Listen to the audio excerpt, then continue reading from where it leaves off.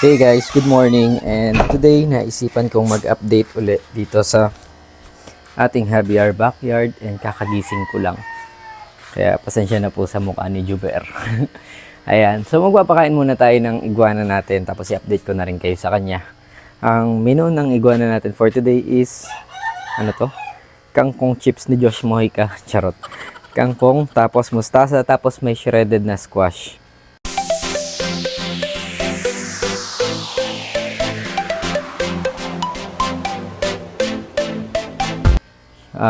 Yung iguana nga pala natin, hindi ko alam kung mating season na kasi asa edad naman na siya.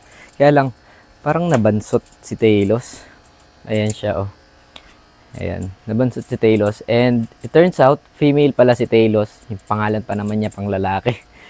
So, yan siya. Tapos, hindi naman sa calcium deficiency siya nagkaroon siguro ng pagkabansot kasi meron naman siya laging supplements tsaka calcium powder na gina-apply every week. Tapos, ayan, kung mapapansin nyo yung legs niya. Yan yung napansin kong deformity niya nung bata pa lang siya. Pero okay lang kasi sobrang bait ng iguana na to. Ayun, nakakross yung legs niya. Hindi ko lang siya mahawakan ngayon kasi sobrang talim ng kuko niya at nasira yung nail file natin na automatic na sira. And hindi ko kasi siya ginugupitan.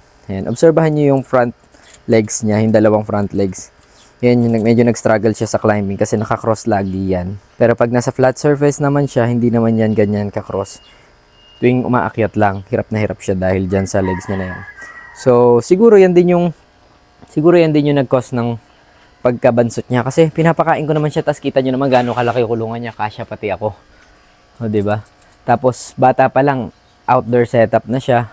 Parang di naman siya nagkulang sa space tsaka sa pagkain. Pero nabansot pa rin siya. So, yun lang. Pakainin natin si Talos.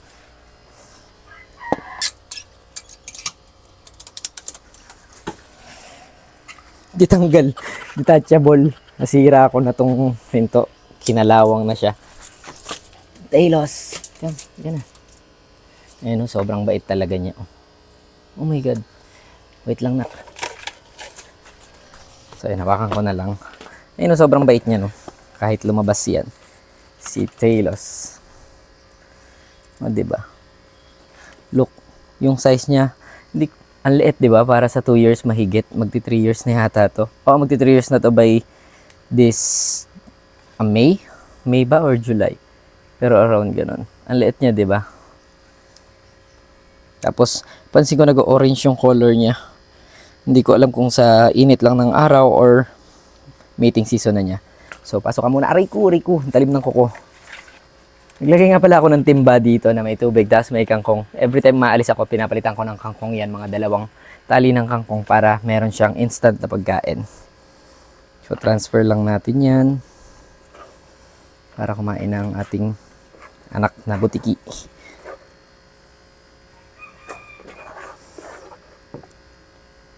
Laging ganyan kadami pagkain niya at nauubos naman niya. Minsan twice pa nga. Or mas madami pa. Kaya hindi ko alam bakit siya nabansot. Lakas naman siya kumain. So yan guys, nagpahapon muna tayo. Papakita ko sa inyo yung itsura ng backyard. Sobrang init na kasi kanina na gumising ako kaya natulog muna uli. So yan, yung mga adeniums natin. Meron pa dun sa taas ng kulungan ng iguana. Tapos ito na yung itsura ng Javier backyard. And as you can see, wala na din dito yung 30 gallons tank natin na pinaglalagyan natin dati ng salt water ng mga isda.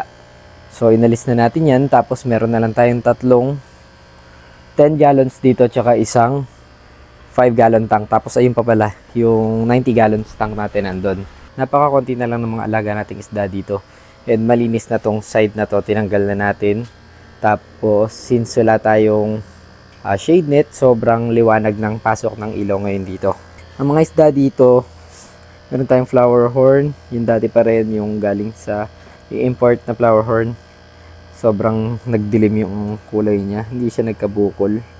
Yung kampa natin na weaver.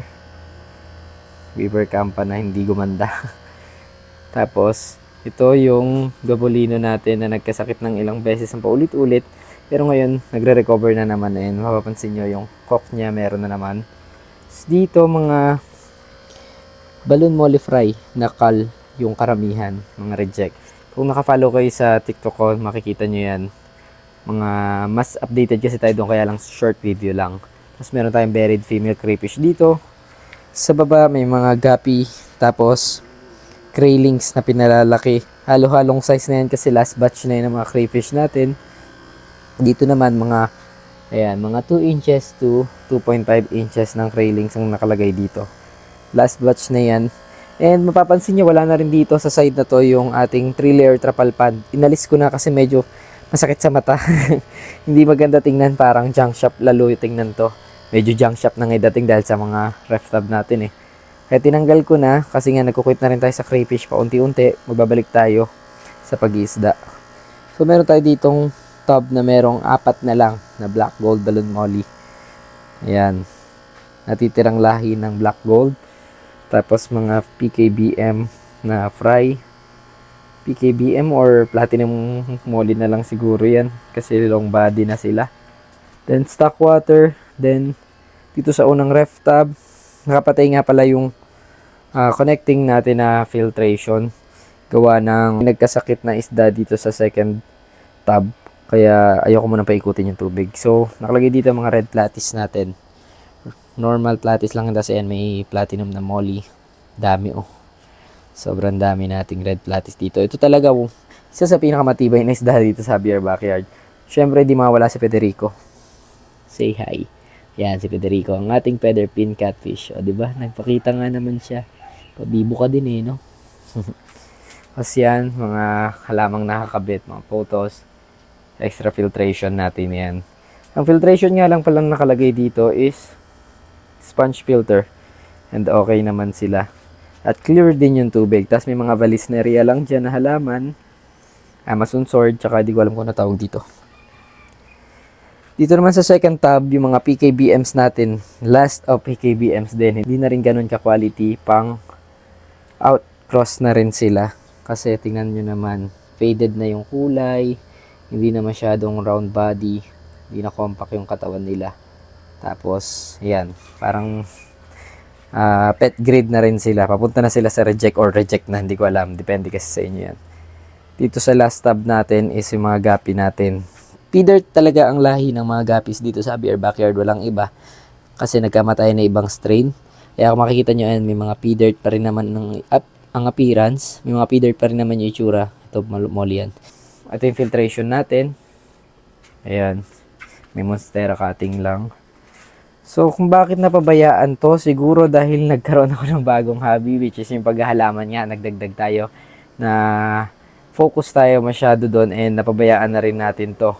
Tapos, sumabay pa nga yung nagkasakit sila nung tag-ulan, sumabay pa nga yung nagkasakit sila nung taglamig, tapos hindi na tayo nakarecover dahil nga doon tayo sa isang hobby na focus. Tapos, bukod pa ron, yung crayfish, mas pinukusan din natin ng oras kasi hindi rin naman tayo nagtagumpay. Charot. Kasi nga, sobrang liit talaga ng lugar natin dito. No? Alam ko marami naman parang pwede naman gumawa ng mga vertical trapan. Kaya lang hindi ko talaga gusto yung ganong setup. Parang medyo nadidiliman ako or nasisikipan ako. Mas gusto ko yung isang hilera lang. Ito, papalitan pa natin yan. Papalitan ko tong isang tab na to. Gusto ko lahat sila ganito. At ganyan din yung pagkakapwesto. Alisin ko to, lilipat ko sa iba. Itong trapan na to, pinag-iisipan ko alisin ko kasi okay naman siya, kaya lang parang mas gusto ko yung puro ganito na lang. So, yun lang guys. Hanggang dito na lang muna i-update ko sa inyo dito sa ating Javier Backyard. Since wala naman tayo masyadong maipakita at ma-showcase, inikot ko lang muna kayo sa kung ano na ba yung kalagayan ng Javier Backyard. Pero pinapangako ko po na mas dadalasan ko po mag-update dito sa YouTube para sa mga sumusubaybay dito. At subukan kong ayusin at mas pagandahin pa.